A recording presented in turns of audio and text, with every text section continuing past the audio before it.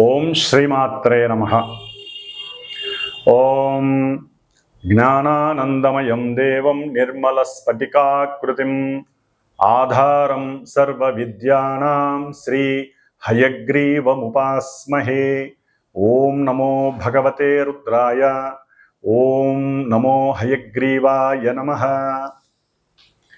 వీక్షిస్తున్నటువంటి ప్రేక్షకులందరికీ కూడా ఈ శ్రావణ మాసంలో మనకి ఆగస్టు 23వ తేదీన శ్రావణ అమావాస్య, ఇది శనివారం రోజున రావటం, అలాగే మఖా నక్షత్రము అంటే పితృదేవతలకి సంబంధించినటువంటి నక్షత్రము మఖా నక్షత్రం. మరి అలాగే వారానికి అధిపతి శని. ఈ శని కూడా మరి మనకి పితృదేవతలకి సంబంధించినటువంటి తిథి అమావాస్య.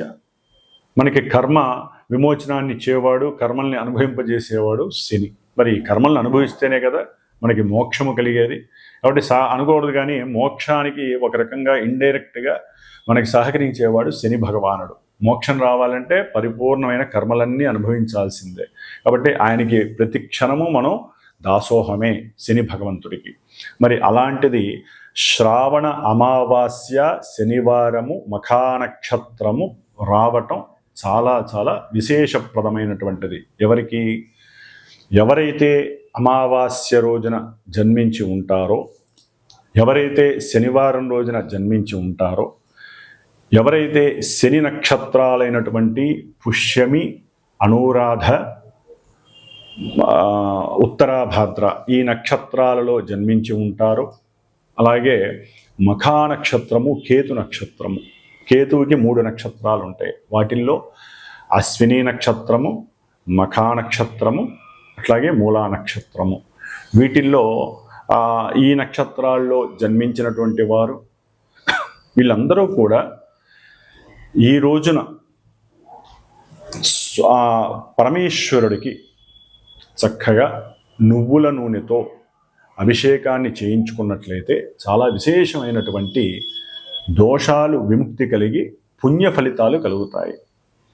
అట్లాగే శని భగవంతుడికి నవగ్రహాలయంలో చక్కగా 19 ఒత్తులు కింద ఒక విస్తరాకులో ఉప్పు వేసి, ఆ యొక్క ఉప్పు పైన ఒక ప్రమిదిని, నల్ల ప్రమిదిని పెట్టి దాంట్లో ఒత్తులు 19 వేసి నువ్వుల నూనె పోసి దీపారాధన పశ్చిమానికి వెలుగుతూ ఉండాలి. స్వామివారి పశ్చిమానికి తిరిగి ఉంటాడు కాబట్టి దీపారాధనలో కూడా అంటే మొత్తం వస్తే 19 వస్తే ఒకటిగా చేయాలి. గాలి వస్తుంది, అక్కడ సెక్యూర్ లేదు అనుకున్నప్పుడు 19 ఒత్తులను కలిపి ఒక్క ఒత్తిగా చేసి పశ్చిమానికి గనక చేసినట్లయితే 19 ప్రదక్షిణాలు ఓం శం శనయే నమః, లేదా ఓం శనైశ్చరాయ నమః, లేదా నీలాంజన సమాభాసం రవిపుత్రం యమాగ్రజం ఛాయా మార్తాండ సంభూతం తం నమామి శనైశ్చరం.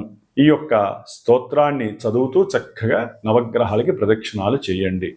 అట్లాగే ఇది అయిపోయిన తర్వాత హనుమంతుల వారు కంపల్సరీ మస్ట్ అండ్ షుడ్ హనుమంతుల వారికి కూడా ప్రదక్షిణాలు చేసి ఇంత బెల్లము, అరటి పండ్లు ఆయన దగ్గర ఒక తమలపాకేసి పెట్టి ఆయనకి ఆరగింపు చేయండి. అట్లాగే నువ్వుల ఉండలు చక్కగా శనీశ్వరుడికి నివేదన చేసి, బెల్లంతో చేసిన నువ్వుండలు చేసి ఒకటి స్వామివారి దగ్గర పెట్టి అందరికీ కూడా చక్కగా పంచివేయండి. అది మీరు 18 మంది 19 మందికి పంచుకుంటారా, 8 మందికి ఇస్తారా అనేది మీ యొక్క ఆర్థిక స్తోమతను బట్టి మీరు బేరీజు వేసుకోండి. ఈ విధంగా శని భగవంతుడికి చక్కగా ఆరగింపు చేసి అందరికీ ప్రసాదం చేయండి. అన్నిటికన్నా ముఖ్యమైనటువంటిది పరమశివుడికి కంపల్సరీ నువ్వుల నూనెతో అభిషేకం చేయించడానికి ప్రయత్నం చేయండి. దీనివలన శని దోషాలు, నక్షత్ర దోషము అంటే ఈ ఇందాక చెప్పిన నక్షత్ర దోషాలు, అమావాస్య రోజున జన్మించిన వారి యొక్క దోషాలు, ఏలినాటి శని దోషాలు, అష్టమ అర్ధాష్టమ శని దోషాలు, ఆకస్మికంగా కలిగేటటువంటి ప్రమాద దోషాలు, కాళ్ళు విరగటం, ఎముకలు విరగటం, మోకాళ్ళలో నొప్పులు, లేకపోతే జారి పడేటటువంటి అవకాశాలు ఎక్కువగా వస్తున్న వాళ్ళకి, ఎక్కువగా పడుతూ ఉంటారు ఎప్పుడూ కూడా, వాళ్ళందరికీ అట్లాగే ఎన్నో రకాలైనటువంటి నరములకి సంబంధించినటువంటి సమస్యలు ఉన్నటువంటి వారికి ఇలా చేయడం వలన కొంత ఊరట లభిస్తుంది. ఆ రోజు యొక్క విశేషత్వం వలన శ్రావణ మాసం కూడా లక్ష్మీదేవి కటాక్షం కూడా కలుగుతుంది. అది మీరు తర్వాత ఇంటికి వెళ్ళి చక్కగా అమ్మవారి లక్ష్మీ సహస్రనామం చేసుకోండి. శ్రావణ మాసం అమావాస్య కాబట్టి ఆ యొక్క విష్ణు సహస్రనామాన్ని లక్ష్మీ సహస్రనామాన్ని కనుక నామపూర్వకంగా చేసుకున్నట్లయితే ఆ యొక్క అనుభవం చాలా గొప్పగా ఉంటుంది మీ ఇంట్లో. కాబట్టి ఈ విధంగా చేసుకోండి. అట్లాగే మన యొక్క శ్రీమాత జ్యోతిషాలయ పీఠంలో ఈ యొక్క శ్రావణ బహుళ అమావాస్య శనివారం మఖా నక్షత్రం రోజున విశేషంగా ఎవరికైతే ఏలినాటి అష్టమ అర్ధాష్టమ కంటక వేధ శని దోషాలు నడుస్తున్నాయో, అట్లాగే ఇందాక చెప్పిన విధంగా ఆ నక్షత్రాల వారు, శని నక్షత్రాల వారు, కేతు నక్షత్రాల వారు, మఖా నక్షత్రం వారు, వివాహాలు ఆటంకంగా ఉన్నవాళ్ళు, అంటే ఓ పట్టాన తెమలవు, పునర్భూ దోషము అంటారు. ఈ పునర్భూ దోషం అంటే చంద్రుడు శని కలిసి ఉండటము, ఒకరినొకరు చూడబడటము, ఒకరింట్లో ఒకరు పరివర్తన ఉండటము, అంటే శశిమంగళ యోగం అనే శనిచంద్ర యోగం అనేది ఒకటి ఉన్నప్పటికీ ఈ విధంగా ఉన్నటువంటివి, అంటే శని నక్షత్రంలో చంద్రుడు, చంద్ర నక్షత్రంలో శని ఉన్నా, ఏ విధంగా శని చంద్రులకి తమ యొక్క జాతకాలలో లింక్ ఉన్నా కూడా, సంబంధం ఉన్నా, వాళ్ళందరికీ ప్రతి కార్యక్రమము ఆలస్యం అవటం, 1-4 సార్లు అది పోస్ట్ పోన్ అవ్వటము, మానసిక నిర్వేదన, మానసిక చింతిత వ్యధ, మనస్సులో రకరకాల వికార భావాలు, ఒక రకంగా చెప్పాలంటే ఎంత ఫాస్ట్గా మనసు వాళ్ళు చేద్దామనుకున్నా పూర్తి ఎగైనిస్ట్గా ఆలస్యంగా జరగటం, దాని వలన జరిగేటువంటి డిసప్పాయింట్మెంట్స్ వలన, అట్లాగే తల్లి యొక్క అనారోగ్య బాధలు, అట్లాగే ఇంకా ఎన్నో రకాలైనటువంటి సమస్యలు, ముఖ్యంగా వివాహపరంగా సమస్యలు అనుభవిస్తున్న వాళ్ళు, వివాహం ఎంత కాలమైనా వివాహం కాని వాళ్ళు జాతకరీత్యా కంపల్సరీ వీళ్ళకి శనిచంద్రుడి యొక్క దోషం ఉంటుంది, జాతకంలో చూపించుకుంటే తెలుస్తుంది. అట్లాగే సంతానం బాగా ఆలస్యం అవుతుంది. శని దృష్టి పడితే కనుక సంతాన స్థానంలో శని ఉన్న సంతాన స్థానాన్ని, ఇంకా కొన్ని స్థానాలని శని చూస్తున్న జాతకంలో, ఒరిజినల్ జాతకంలో కంపల్సరీ ఆలస్యాలు అవ్వటం, ఓ పట్టాన తెమలకపోవటం, ఇంకా రకరకాల వేధలు ఈ శని వలన కలుగుతూ ఉంటాయి. కాబట్టి ఇంతటి విశేషమైనటువంటి శని అమావాస్య రావటం చాలా విశేషప్రదం. ఇవన్నీ మనకి బోనస్ లాంటివి. ఇది దోషభూయుక్తమైంది కాబట్టి ఎవరైనా మీరు కనుక వచ్చి, అంటే సంతానం గురించి కానీ, వివాహం గురించి కానీ, లేదా ఏదైనా ముఖ్యంగా కొన్ని కోర్టు సమస్యలు ఓ పట్టాన తెమలో వాళ్ళు కానీ, వీళ్ళందరూ కూడా కంపల్సరీ వీలుంటే నన్ను సంప్రదించి మన పీఠంలో జరిగేటటువంటి ఈ యొక్క శనిగ్రహ పాశుపత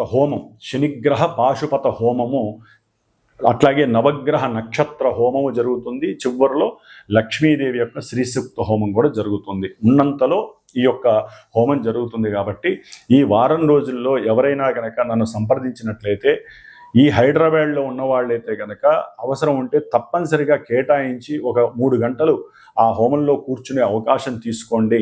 ఒకవేళ దూరంగా ఉండి వేరే ఎనదర్ స్టేట్స్ కానీ, వేరే రాష్ట్రాల్లో, జిల్లాల్లో ఉన్న వాళ్ళు రాలేకపోయినట్లయితే వారు నాతో సంప్రదిస్తే, మీ గోత్రనామాదులు ఇస్తే వీడియో ద్వారా మీరు దాన్ని చక్కగా చూడవచ్చు. ఆ ప్రసాదం కూడా మీకు అందుతుంది. కాబట్టి ఈ యొక్క అవకాశాన్ని సాధ్యమైనంత వరకు ఎవరూ దుర్వినియోగం చేసుకోకండి. ఎవరైనా అవకాశం ఉంటే ఉజ్జయిని మహంకాళేశ్వరుడి గుడికి వెళ్తే కనుక శని అమావాస్య రోజున ఈ జీవితంలో వాళ్ళు ఎన్నో జన్మల యొక్క కర్మ భ్రష్టత్వాలన్నీ పోగొట్టుకున్న వాళ్ళు అవుతారని ఎవరో కాశీలో ఒకానొకప్పుడు ఒక మహాయోగి చెప్పాడు నాకు, ఒక 15 ఏళ్ల క్రితం. కాబట్టి ఆ అవకాశం అందరికీ ఉంటుందో లేదో తెలియదు, కానీ ఉజ్జయిని మహంకాళేశ్వరుణ్ణి మనసులో తలుచుకోండి ఆ రోజున.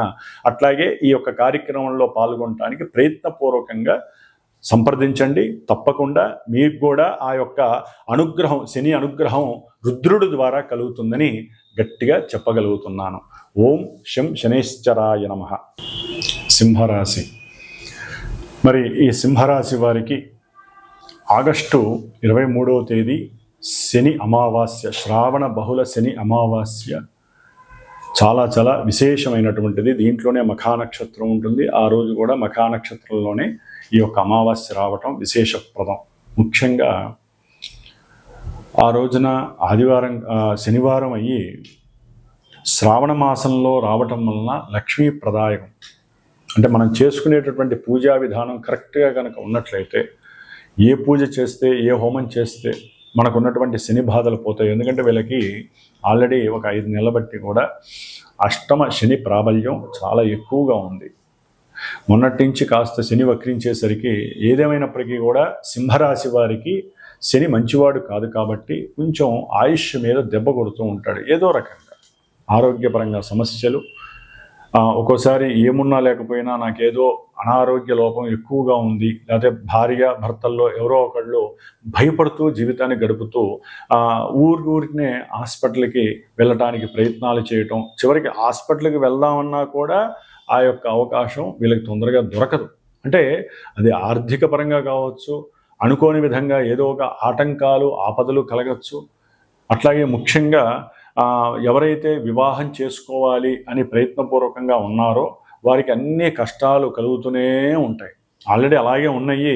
కొంతమందికి ఎడబాట్లైన వాళ్ళు ఉన్నారు, కోర్టు కేసులు పడ్డ వాళ్ళు ఉన్నారు ఈ 5-6 నెలల్లో సింహరాశి వారు.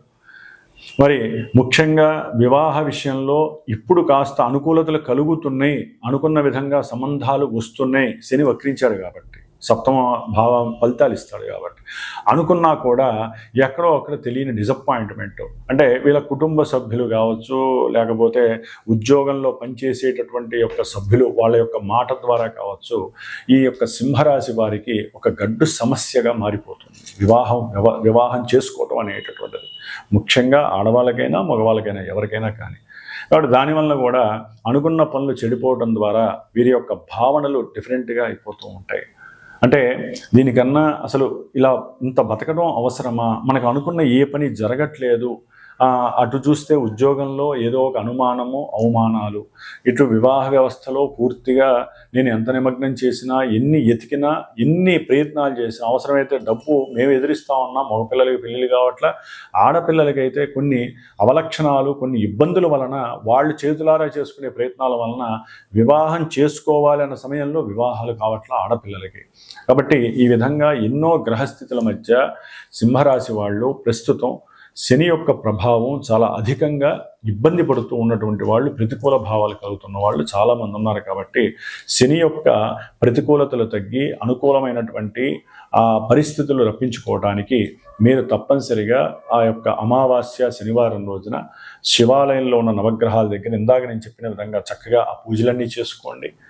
వీలుంటే అక్కడ దానం ఇవ్వండి. ఎవరికైనా కాస్త ఇన్ని బియ్యము, ఇన్ని నల్ల నువ్వులు దానం ఇచ్చుకోండి. కొంచెం కాస్త ఒత్తులు, ఇంత నువ్వుల నూనె ఇచ్చుకోండి. లేదా శని అమావాస్య రోజున మన పీఠంలో పెట్టినటువంటి ఆ హోమంలో మీరు కంపల్సరీ వచ్చి పాల్గొనడానికి ప్రయత్నం చేయండి.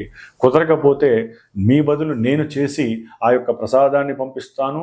ఆ తర్వాత మనం చేసినటువంటి ఆ వీడియోని కూడా మీ అందరికీ చేర్చడానికి నేను గట్టి సంకల్పించాను.